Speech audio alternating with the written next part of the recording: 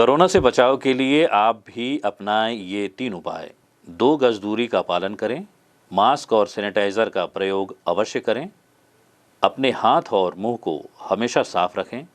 जीवन की महत्वपूर्ण टैगलाइंस के साथ आपका स्वागत है। मैं हूं शैलेंद्र पांडे। बस्तर की बात में पहले एक नज़र आज के हेडलाइंस पर। रामदेव घाट में 7वें दिन भी अपनी मांगों को लेकर डटे रहे ग्रामीण। क्षेत्र से कैंप हटने के बाद ही आंदोलन खत्म करने की बात कही। अबूझमाड़ की महिलाएं भी अब हो रही आत्मनिर्भर, झाड़ू बनाकर सुधार रहे हैं अपनी आर्थिक स्थिति। और पाइपलाइन बिछाए जाने के चलते सड़कों का खोदना जारी, कट रहे बीएसएनएल के केबल, लोग हो रहे हैं परेशान। अब खबरें विस्तार से। दलपत सागर सफाई सौंदर्यीकरण को लेकर नगर निगम आयुक्त के द्वारा गुरुवार को स्थानीय श्यामा प्रसाद मुखर्जी टाउन हॉल में एक विशेष बैठक बुलाई गई और बैठक में 9 जनवरी से आम जनों के सहयोग से दलपत सागर स्वच्छता अभियान चलाए जाने की जानकारी दी गई। साथ ही लोगों से दलपत सागर के सौंदर्यीकरण और स्वच्छता अभियान को लेकर सुझाव मांगे। स्थानीय जनप्रतिनिधियों के साथ समाजसेवी संस्थाओं के सदस्यों ने अपने अपने विचार रखे। आइए देखते हैं एक रिपोर्ट। बैठक की शुरुआत करते हुए नगर निगम आयुक्त प्रेम कुमार पटेल ने जगदलपुर बस्तर रियासत की राजधानी पर प्रकाश डालते हुए कहा कि यह शहर काफी सुंदर ढंग से बसा हुआ है और बस्तर काकतीय राजवंश के राजा दलपत देव द्वारा 1713 ईस्वी में दलपत सागर की खुदाई की गई थी। उन्होंने बताया कि वर्तमान में 360 एकड़ पर दलपत सागर स्थित है।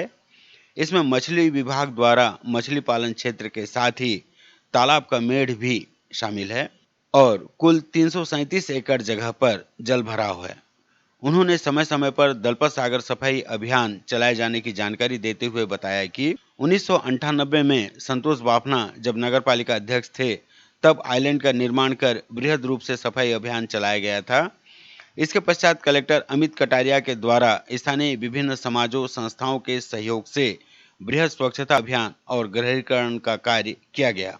इसके पश्चात इंद्रावती बचाओ अभियान के सदस्यों द्वारा लगभग 100 दिनों का दलपत सागर की सफाई की गई, जिसमें विभिन्न संघ संगठनों संस्थाओं और सामाजिक संगठनों ने भी इस सफाई अभियान में अपना सहयोग दिया। विशेषकर एनसीसी के छात्र, होमगार्ड के जवान, पुलिस के जवान और सीआरपीएफ के जवानों ने भी अपना सहयोग दिया। उन्होंने बताया कि अब फिर से जन सहयोग के द्वारा तालाब के किनारे से कचरा उठाने और दलपत सागर स्वच्छ करने का अभियान 9 जनवरी से शुरू किए जाने की तैयारी है। पूर्व की तरह आम जनों से सहयोग की अपील भी उन्होंने की। इस कार्य को प्रभावी ढंग से किए जाने की अपील करते हुए उन्होंने कहा कि जो भी जनप्रतिनिधि हैं और विभिन्न संघ समाज से जुड़े हुए लोग हैं वे अपना विचार इसमें दे सकते हैं। इसके साथ ही उन्होंने दलपत सागर में पर्यटकों के आकर्षण के लिए नौका विहार महिला स्व सहायता समूह के द्वारा चलाए जाने की जानकारी देते हुए कहा कि उन्हें 3 छत वाली और 3 बिना छत की नौका संचालित किए जाने की अनुमति दी जा रही है। साथ ही एक बड़ी नौका जो दलपत सागर मछुआरा समिति द्वारा उसे दी जाएगी, जिसके माध्यम से मछली पकड़ने के बाद बचे समय में वे दलपत सागर में लोगों को सैर करा सके। इसके साथ ही उन्होंने आगे की जानकारी देते हुए बताया कि दलपत सागर किनारे ही चौपाटी भी तैयार की जा रही है, जिससे यहां पहुंचने वाले पर्यटकों को भी सुविधा मिल सके। सफीरा साहू ने कहा कि नगर को स्वच्छ व सुंदर बनाना उनका मूल उद्देश्य है और इसके लिए ऐतिहासिक दलपत सागर का सौंदर्यीकरण भी किया जा रहा है। इसके लिए वीड हार्वेस्टिंग मशीन लगाई गई है, जिससे सफाई हो रही है, लेकिन किनारे की सफाई के लिए जन सहयोग की आवश्यकता है। उन्होंने कहा जगदलपुर में जो ऐतिहासिक धरोहर दलपत सागर है उसके सौंदर्यीकरण को लेकर आज हम लोगों ने जन सुझाव रखा गया है कि दलपत सागर में जो जलकुंभी है उसे कैसे निकाला जाए। मतलब लोगों की सुझाव आएंगे, जैसे कि हम लोगों ने वीड हार्वेस्टिंग मशीन लिया है और उससे बहुत अच्छी सफाई हो रही है। एक पार्ट जो है राइट साइड का वो पूरी तरीके से साफ़ हो गया है, लेकिन उसमें भी हमें बहुत सारे सौंदर्यीकरण को लेकर ऐसे काम करने हैं जिसमें हमको जनता की सुझाव की बीच बीच में ज़रूरत पड़ेगी। और हम लोगों ने पहले भी उनसे बात रखी थी कि अगर आपका जो भी सुझाव है तो आप हमें दे सकते हैं। हम लोगों ने एक ऐप बनाया है जिला प्रशासन के साथ मिलकर, तो उस ऐप के माध्यम से चाहे शहर विकास हो या जिस कार्य के लिए भी हो वो अपने सुझाव दे सकते हैं। तो परिचर्चा उसी के संबंध में ही आज रखी गई क्या है। कुछ महत्वपूर्ण चर्चाएं हुई है? अभी जैसे कि वहाँ पर नयिका चालू करने वाले हैं और वहाँ पर चौपाटी की भी शुरुआत होने वाली है, तो काम शुरू हो गया है फिलहाल। और जैसे दलपत देव के नाम से दलपत सागर का नाम जाना जाता है, तो वहाँ पर दलपत देव जी की मूर्ति की भी स्थापना की जा रही है और शायद मेरे ख्याल से 26 जनवरी से पहले इसकी स्थापना हो जाएगी और पूरा कार्य जितना अभी हम लोग की शुरुआत हुई है वो सब पूरा हो जाएगा, क्योंकि सीएम साहब भी आ रहे हैं तो उनके द्वारा फिर लोकार्पण किया जाएगा उस पर। इसी क्रम में अपने सुझाव देते हुए दलपत सागर वार्ड के पार्षद नरसिंह राव ने तालाब के चारों तरफ फुटपाथ बनाकर बीच बीच में फूल के छोटे छोटे बगीचे बनाने का सुझाव दिया। इंद्रावती बचाओ अभियान के सदस्य अनिल लुकड़ ने दलपत सागर सफाई के साथ ही गहरीकरण किए जाने पर भी जोर दिया। वरिष्ठ पत्रकार हेमंत कश्यप ने कहा कि मछली पकड़ने वाले समिति के सदस्यों को जलकुंभी व शैवाल कचरा साफ किए जाने की अनिवार्यता के साथ निविदा दी जानी चाहिए। उन्होंने कहा कि मछली पकड़ने वाले मछली चोरी से बचने के लिए जलकुंभी सफाई पर ध्यान नहीं देते हैं, जिसे देखते हुए अन्य तालाब के मछली पकड़ने वाले समितियों के सदस्य भी दलपत सागर से जलकुंभी लेकर अपने अपने तालाबों में डाल रहे हैं। इसी क्रम में वरिष्ठ पार्षद योगेंद्र पांडे, संपत झा एवं अन्य लोगों ने भी अपने सुझाव दिए। सभी ने नगर निगम के इस प्रयास की सराहना की। बस्तर की बात, जगदलपुर।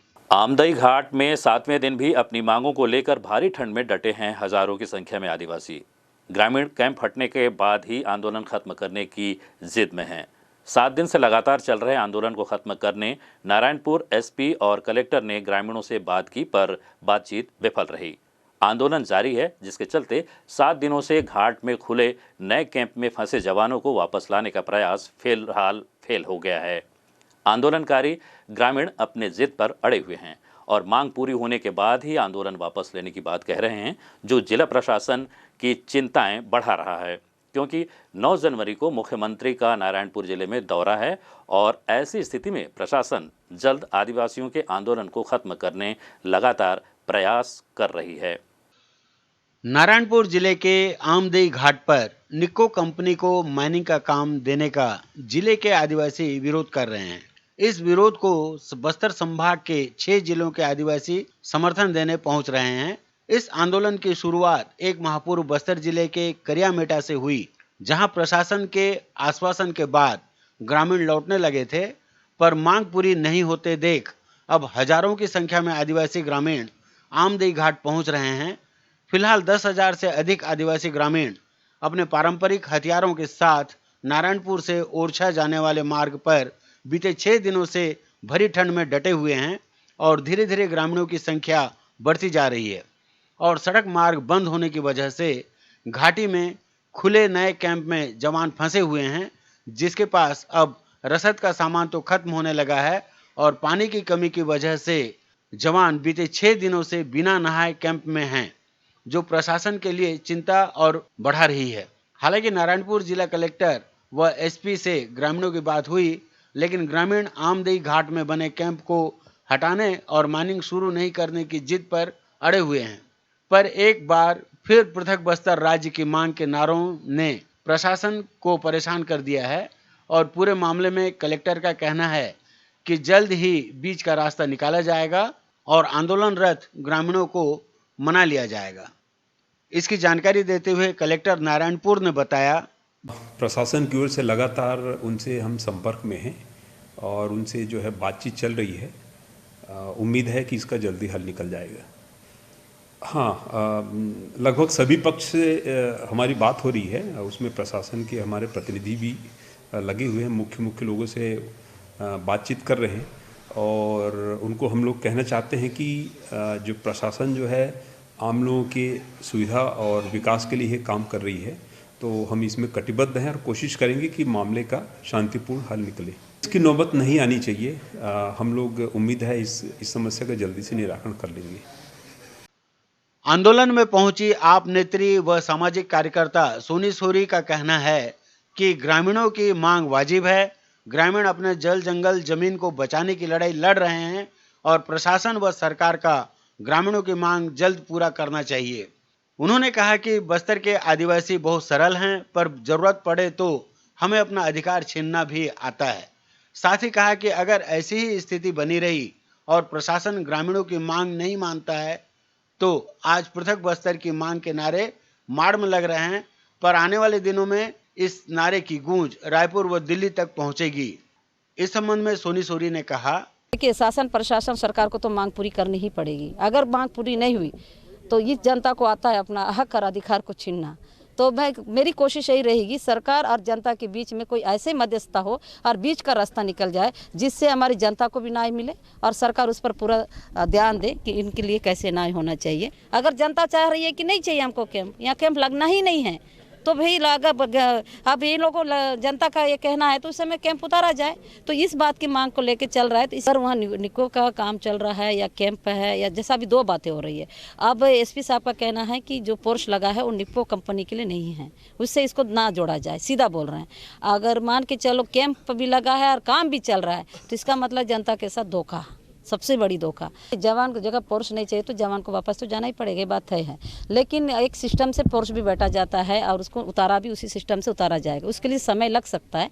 जो समय लगने का मतलब वो बातचीत होगी। और रही सवाल, मैं जनता से और जो जन संघर्ष समिति से भी बात करूंगी, क्योंकि हमारी लड़ाई चाहे जवान हो कुछ भी हो, किसी को भूख में पेट में उसकी पीड़ित करके लड़ाई नहीं है। ये अपनी जल जंगल जमीन उसकी हक की लड़ाई है, अपने जंगलों को बचाने, किसी को मार के गिर के इस लड़ाई नहीं है। कभी हमारे आदिवासी हो चाहे हमारी जनता ने कभी ऐसा नहीं करती। आज कोशिश किया जाएगा उनकी पानी को भी वहाँ तक पहुँचाने के लिए, उसकी सारी चीज़ों को, क्योंकि अगर वो पुलिस वाला भी है तो ये मानव है, इंसान है, और उस इंसान के लिए अगर उसको पानी के लिए तड़प रहा है तो हमारे समुदाय और मेरे जो जनता है वो कभी किसी का पानी प्यासा को पानी ना देना ऐसा हो ही नहीं सकता। वो जरूर हमारी जनता मानेगी, लेकिन तब उसके लिए बात करनी चाहिए और उस तरह का बात हल होगा तो मेरी पूरी उम्मीद है कि जवानों तक पानी और राशन जो है वो पहुँचेगा। बस्तर में भी हमारे आदिवासी ही ज़्यादातर एमएलए हैं और आदिवासी नेता, छत्तीसगढ़ में भी है।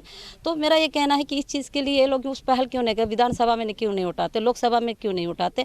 इस ऐसा स्थिति चलते रही तो ये बात आज इस जनता के सामने हम ऐलान कर रहे, वक्त आने पर ऐसी रहेगा तो बस्तर संभाग अलग करेंगे, अलग राज्य करेंगे। इसके लिए हम लड़ेंगे और पूरी जनता, क्योंकि इसलिए उस राज्य को अलग की मांग करेंगे। उससे शायद हमारे आदिवासी का जीवन बच जाए, हमारे आदिवासी का जल जंगल जमीन बच जाए, उनकी हर चीज़ों का जो वो चाहते हैं वो अधिकार दिलाने के लिए जरूरत पड़ेगा। तो यही जनता, मैं नहीं कह रही, इसी जनता के मुंह से सुनेंगे आप सब लोग कि बस्तर संभाग अलग हो जाए, क्योंकि हमको जिंदगी जीना है, हमारे जल जंगलों को बचाना है, हमको हमेशा जेल और ये एनकाउंटर में मारे नहीं जाना है। सूत्रों की माने तो ये पूरा आंदोलन नक्सलियों द्वारा प्रायोजित है और बस्तर संभाग के अंदरूनी इलाकों में सभी घरों से एक ग्रामीण को इस आंदोलन में शामिल होने नक्सलियों ने फरमान जारी किया है और जिस घर से कोई आंदोलन में शामिल नहीं होगा उन्हें 15 से 20 हजार का दंड नक्सलियों ने तय किया है। यही वजह है इस आंदोलन में बस्तर संभाग के 6 जिलों से हजारों की संख्या में आदिवासी ग्रामीण शामिल होने पहुंच रहे हैं। कि कुछ कैंपों को लेकर बहुत सारे क्षेत्रों में, आप नारायणपुर को देख लें, सुकमा को भी देख लें, कुछ क्षेत्रों में ग्रामीणों में आक्रोश है। तो वहाँ पे लगातार सरकार वहाँ पे नज़र बनाई हुई है। जिला प्रशासन, कलेक्टर, एसपी लगातार उससे संपर्क में है और हम लोग से भी संपर्क में हैं। तो निश्चित रूप से उसका समाधान निकालने के लिए ग्रामीणों से बातचीत कर रहे हैं। इतनी बड़ी आंदोलन है, इस आंदोलन में कई तरह के लोग रहते हैं, मुझे उस पर नहीं कहना है, लेकिन कहीं ना कहीं इसके समाधान निकालने के लिए जिला प्रशासन और सरकार मिलकर इस पर काम कर रहे हैं। जिस अबूझ माड़ को अबूझ माना जाता है वो अब दूसरों के लिए अर्थ का आदर्श प्रस्तुत कर रहा है। आज बस्तर के आदिवासी अंचल की महिलाएं भी आत्मनिर्भर हो रही हैं। बस्तर अबूझ माड़ के वनवासियों ने यहाँ की विशेष घास टिलगुम को पहचाना जो झाड़ू बनाने के काम आती है। ओरछा इलाके में नदी के पार के गांव हितुलवाड़ा की महिलाओं ने इसी से घर पर झाड़ू बनाने का काम शुरू किया। आज आलम यह है कि पिछले 3 महीने में करीब 60 लाख का इन लोगों ने कारोबार कर लिया है। इस व्यवसाय में अलग अलग समूह से जुड़ी महिलाओं के लगभग 100 परिवार जुड़े हुए हैं। आदिवासियों के इस स्टार्टअप को अब वन विभाग ने भी मदद की है और आदिवासियों से 900 क्विंटल झाड़ू खरीद लिए हैं। अबूझमाड़ में बन रहे झाड़ू की मांग देश की राजधानी दिल्ली के साथ ही अन्य क्षेत्रों में भी होने लगी है और इससे नारायणपुर की महिला स्व सहायता समूह ने इसे बढ़ाने का काम अपने हाथों में लिया है। उन्होंने इसमें सुधार भी किया है। इन झाड़ुओं की बिक्री के लिए ट्राइफेड से MOU किया गया है। पहला MOU ही 15 लाख रुपए का हुआ और ट्राइफेड ने इन झाड़ुओं को देश की राजधानी दिल्ली में बाजार उपलब्ध करवा दिया है। अभी दिल्ली में अबूझमाड़ के झाड़ू बिक रहे हैं। इसके अलावा कोलकाता, नागपुर समेत छत्तीसगढ़ के सभी शहरों में अबूझमाड़ के झाड़ू सप्लाई हो रहे हैं। अबूझमाड़ इलाके में टिलगुम घास को पहाड़ी घास कहते हैं। यहाँ यह प्राकृतिक तौर पर ही मिलती है। इस पहाड़ी घास से पहले भी झाड़ू बनते थे लेकिन बाजार नहीं मिला था। इस संबंध में जानकारी देते हुए महिला स्व सहायता समूह की सदस्य ने बताया, हमको 2 साल हुआ। क्या बना रहे हो आप लोग? झाड़ू कहाँ बिकता है ये झाड़ू आप लोगों का? रायपुर ले जाते हैं, जगदलपुर, दुर्ग, नांदगांव, सभी गांव, दिल्ली, सब तरफ ले जाते हैं। अच्छा, कितना बना लेते हो एक दिन में झाड़ू? एक दिन में जल्दी आने से 100 झाड़ू बनता है मेरे को और लेट से आने से 50 झाड़ू बनता है। अच्छा, हाँ। कहाँ से आता है झाड़ू, कैसे मिलता है आप लोगों को? वहाँ से अबूझमाड़ ओडिशा से वहाँ से जाते हैं फॉरेस्टर वाला लोग, उन लोग ला देते हैं, हम लोग बनाते हैं, पूरा सामान उन लोग देते हैं। अच्छा, पहले तो हम लोग ऐसे 5 साल से अपना ले के हम लोग काम किए। बाद में फिर इन लोग बोले हम लोग दिलाएंगे, हर चीज़ देंगे, सामान तुम लोग करो बोले तो हम लोग इधर 2 साल हुआ। पहले हम प्राइवेट करते थे। अच्छा, अपना खुद जाते थे और ला के हम लोग करते थे। अब इधर कर दिए हैं तो अब इधर ही करते हैं 2 साल। इस अभिनव प्रयोग के संबंध में जानकारी देते हुए डीओफओ ने हमें जानकारी दी। के अंदरूनी क्षेत्रों से झाड़ू बनाने में निर्मित होने वाली जो घास है वो संग्रहित होता है और ये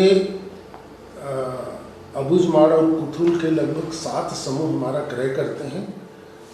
1042 क्विंटल हम लोगों ने क्रय किया, जिसका मूल्य करीब 52 लाख रुपया जो है संग्राहकों को भुगतान हुआ है और उन 7 समूहों को जो क्रय करते हैं उन लोगों को करीब 1,42,000 का कमीशन भुगतान हुआ है। ये पूरा जो झाड़ू घास है परिवहन करके हम लेके आते हैं नारायणपुर में। नारायणपुर में हमारे 4 महिला स्व सहायता समूह हैं जिसमें लगभग 45 महिला कार्यरत हैं।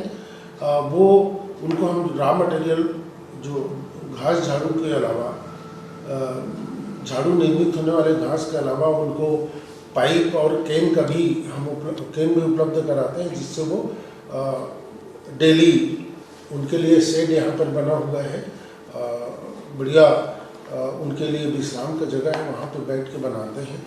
करीब प्रति झाड़ू उन लोग को 3 रुपये 70 पैसे के हिसाब से कमीशन मिलता है।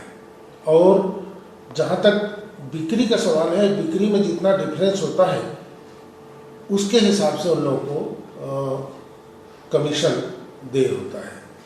पिछले साल करीब 345 क्विंटल घास से जो झाड़ू निर्मित हुआ था वो करीब 5 लाख रुपये उन लोगों को कमीशन जो है प्राप्त हुआ था और क्रय का जो है 3,45,000 कमीशन प्राप्त हुआ था।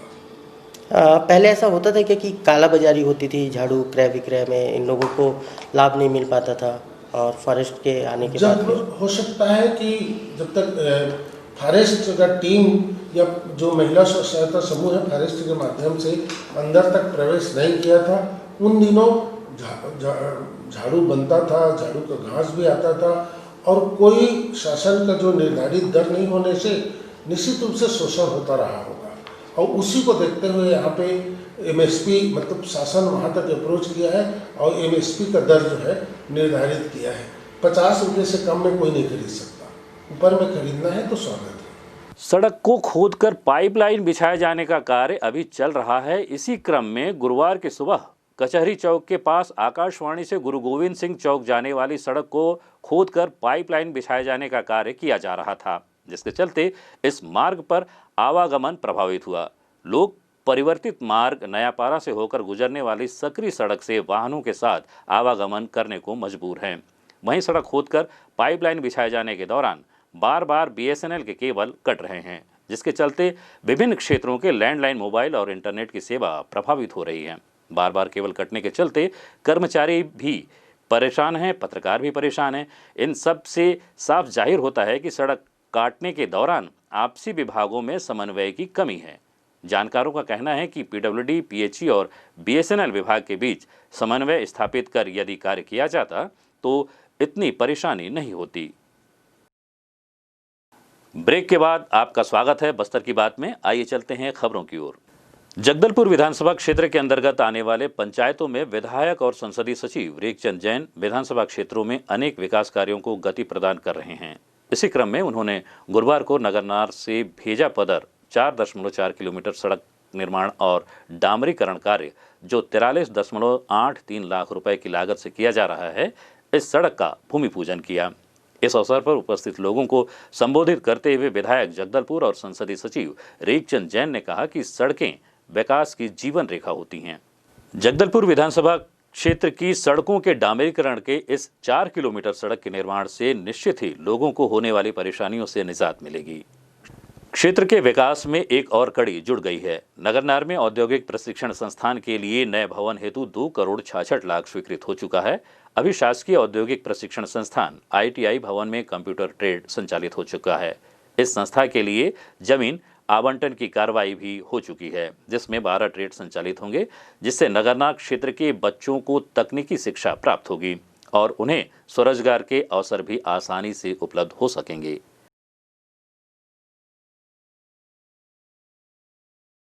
आबकारी मंत्री कवासी लखमा आज अपने बस्तर दौरे के दौरान मूली गांव पहुंचे और धान खरीदी केंद्रों का औचक निरीक्षण करते हुए खरीदी केंद्रों की व्यवस्था का जायजा लिया। छत्तीसगढ़ में धान खरीदी शुरू होने के पहले से ही खरीदी को लेकर राजनीति शुरू हो गई थी और खरीदी शुरू होने के साथ ही भाजपा लगातार धान खरीदी मामले में सरकार को घेरने की तैयारी कर रही है। ऐसे में खरीदी केंद्रों की व्यवस्था को लेकर सरकार गंभीर है और लापरवाही करने वाले अधिकारियों और कर्मचारियों पर लगातार कार्रवाई की जा रही है। यही वजह है कि राज्य में विधायक, मंत्री, अधिकारी लगातार केंद्रों का दौरा कर रहे हैं। ताजा मामला बस्तर जिले के मूली ग्राम का है, जहां अपने 3 दिवसीय दौरे पर बस्तर पहुंचे आबकारी मंत्री कवासी लखमा धान खरीदी केंद्र में अचानक पहुंच गए और व्यवस्थाओं का जायजा लिया। साथ ही किसानों से चर्चा भी की और खरीदी प्रभारियों की लापरवाही बर्दाश्त नहीं करने की हिदायत भी दी। छत्तीसगढ़ आबकारी मंत्री कवासी लखमा अपने 3 दिवसीय दौरे पर बस्तर पहुंचे हैं। इन 3 दिनों में मंत्री विभिन्न कार्यक्रमों में शामिल होंगे। आज मंत्री कवासी लखमा बस्तर से कांग्रेस के वरिष्ठ नेता रहे स्वर्गीय झितरूराम के निवास ग्राम मूली पहुंचकर उनके परिजनों से मुलाकात की और इस दुख की घड़ी में शोकाकुल परिवार को ढांढस बंधाया। साथ ही कहा कि स्वर्गीय झितरूराम कांग्रेस के काफी वरिष्ठ नेता थे और उनकी कमी कांग्रेस पार्टी कभी पूरी नहीं कर सकती। साथ ही कहा कि पूरी कांग्रेस पार्टी एक परिवार है और पूरा कांग्रेस झितरूराम जी के परिवार के साथ है। 3 दिवसीय प्रवास पर बस्तर पहुंचे छत्तीसगढ़ के आबकारी मंत्री कवासी लखमा ने सर्किट हाउस में मीडिया से चर्चा के दौरान बताया कि नगरनार में निर्माणाधीन NMDC स्टील प्लांट के विनिवेशीकरण को लेकर मुख्यमंत्री की घोषणा के बाद बस्तर वासियों के साथ साथ पूरे प्रदेश में इस फैसले का स्वागत किया जा रहा है। लखमा ने कहा कि बस्तर की जनता ने और खासकर नगरनार के प्रभावित किसानों ने यह सपने में भी नहीं सोचा था कि NMDC स्टील प्लांट का निजीकरण केंद्र की मोदी सरकार करने जा रही है। नगरनार प्लांट के निजीकरण से बस्तर के लोगों की उम्मीद भी टूट जाएगी। मंत्री ने कहा कि मुख्यमंत्री ने विधानसभा में संकल्प पारित कर इस प्लांट को राज्य सरकार के द्वारा खरीदने की बात कही है। निश्चित तौर पर पूरे बस्तर वासियों के साथ साथ प्रदेश वासियों ने भी इसका स्वागत किया है। लखमा ने कहा कि चाहे NMDC अधिकारी जितनी भी बैठकें कर लें, इस प्लांट का निजीकरण नहीं होने दिया जाएगा और विनिवेशीकरण के विरोध में कांग्रेस का विरोध प्रदर्शन जारी रहेगा। आबकारी मंत्री कवासी लखमा ने कहा, आज नगरनार के स्टील प्लांट निजीकरण होने का जानकारी बस्तरवासी को मिले, लगातार कांग्रेस पार्टी, स्थानीय MLA, स्थानीय कांग्रेस पार्टी, पूरा बस्तर संभाग के लोग इसका विरोध कर रहे हैं। ये सपना में भी नहीं सोचे थे निजीकरण होगा। बैलाडीला में के कदन हमेशा बोलते थे कि जापान में माल जा रहा है बस्तर में उपयोग नहीं होता है। इन्हीं के कारण तत्कालीन कांग्रेस पार्टी, नगरनार का स्टेट प्लान और यहाँ के जनता, यहाँ के कांग्रेस पार्टी मिल के उनको नगरनार का स्टेट प्लान खोलने का फैसला किया है, क्योंकि यहाँ का रोजगार, यहाँ के बेरोजगार को रोजगार मिले, स्थानीय लोगों को, और बैलाडीला का माल यहाँ पर खपत हो, इसके कारण में खोले थे। दुर्भाग्य नरेंद्र मोदी ने अधूरा पुल भी पूरा भी नहीं हुआ है, अधूरा स्टेट प्लान को बेचने का जो तैयारी कर रहा है। आज हमारे सरकार ने, माननीय मुख्यमंत्री भूपेश बघेल ने विधानसभा में जोरदार बोला है कि पहला हकदार नगरनार बैलाडीला को, एनएमडीसी को है, दूसरा हकदार अगर भारत सरकार बेचने से आएगा तो छत्तीसगढ़ सरकार ने, भूपेश बघेल का सरकार, कांग्रेस पार्टी का सरकार ने नगरनार को लेंगे। बस्तर जिले के टीकरा लोहंगा में हुई चंदू कश्यप की शादी बनी चर्चा का विषय। एक विवाह ऐसा भी जिसमें मंडप एक, दुल्हा एक पर दुल्हन दो, और दोनों दुल्हनों के साथ दूल्हे ने लिए 7 फेरे। बस्तर जिले के टीकरा लोहंगा में रहने वाले चंदू कश्यप के शादी में कुछ ऐसा ही हुआ कि अब ये शादी चर्चा सभी के जुबान पर है। दरअसल चंदू ने एक साथ एक ही मंडप पर 2 लड़कियों के साथ 7 फेरे लिए। मंडप एक, दुल्हा एक, दुल्हन दो, और ये शादी पूरी रीति रिवाजों के साथ संपन्न हुई। समाज में दोनों पक्षों की अनुमति के बाद ये शादी हुई। हालांकि आदिवासी एक्ट 1935 के अनुसार आदिवासी समाज में बहुपत्नी यानी एक से अधिक पत्नी रखना स्वीकार्य है, अगर दोनों पक्ष और समाज इससे राजी हों, और बस्तर में एक से अधिक पत्नियों के कई मामले भी देखे जा सकते हैं।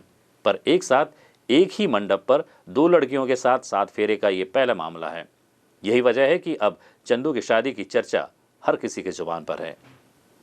पहले एरंडवाल में काम में गया था, काम करने, तो सुधरी नाम किया इसका नाम, तो वो भी पसंद थी मेरे को, तो मैं भी किया पसंद।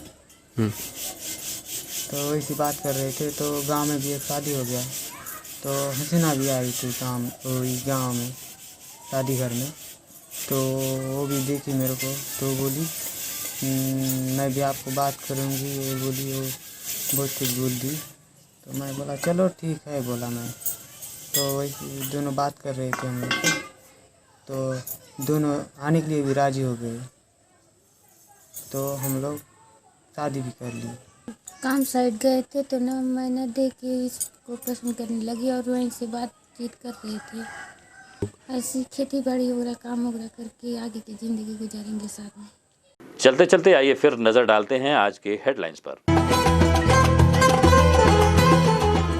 रामदेव घाट में 7वें दिन भी अपनी मांगों को लेकर डटे रहे ग्रामीण। क्षेत्र से कैंप हटने के बाद ही आंदोलन खत्म करने की बात कही। अबूझमाड़ की महिलाएं भी अब हो रही आत्मनिर्भर, झाड़ू बनाकर सुधार रहे हैं अपनी आर्थिक स्थिति। और पाइपलाइन बिछाए जाने के चलते सड़कों का खोदना जारी, कट रहे बीएसएनएल के केबल, लोग हो रहे हैं परेशान। बस्तर की बात में आज सिर्फ इतना ही। फिर मुलाकात होगी कुछ और खबरों के साथ। तब तक के लिए नमस्कार।